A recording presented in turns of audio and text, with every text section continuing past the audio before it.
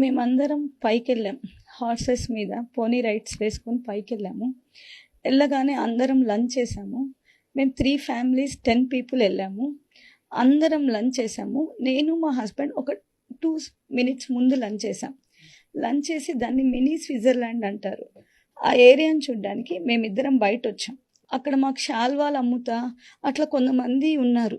ఆ సౌండ్ వినగానే వాళ్ళు మేము పరిగెడుతుంటే వాళ్ళు మమ్మల్ని మిస్గైడ్ చేస్తూ that is just a Kashmiri anniversary celebrations they are doing, nothing to worry, ఇక్కడే ఉండండి అన్నారు. ఎవరు చెప్పారు మీకు ఆ మాట? అక్కడ ఒక శాల్వా అమ్మే ఆయన, వాళ్ళు కావాలని అలా సివిలియన్స్ లాగా వచ్చారు, టూరిస్ట్ అలా వచ్చి మిస్గైడ్ చేశారు.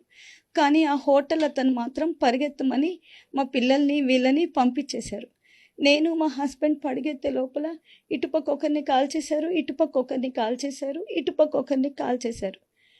అటుపక్క వాళ్ళు లిటరల్గా వాళ్ళ 2 years బేబీని చూపించి కాళ్ళకి పట్టుకుంటున్నా కానీ కాల్ చేశారు. మా హస్బెండ్ నాకేం చెప్పారంటే, మనిద్దరం ఇట్లా పడుకుందాము, నువ్వు తలెత్తద్దు అన్నాడు. మేమిద్దరం చేతులు హోల్డ్ చేసుకొని పడుకొని ఉన్నాం. ఎవరో అంటే మేము ఎత్తి ఏం చూడలేదు, ఎవరో నడుచుకుంటున్నట్టు వస్తుంది.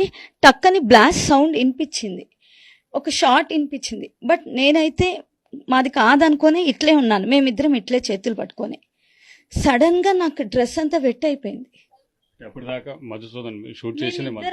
మేమిద్దరం ఇట్లే ఉన్నాము. షార్ట్ వచ్చే ముందు హిందూ ఏ ముస్లిమే అని 2 సార్లు అడిగినాను. We both didn't respond anything. Then immediately I heard the shot. ఆ షాట్ వినిపిస్తే ఆ షాట్ నిజంగా నేను మా హస్బెండ్ అనుకోలేదు. బట్ నా బాడీ అంతా వెట్ అయిపోయింది. నేను లేచి చూడగానే his face is full of blood.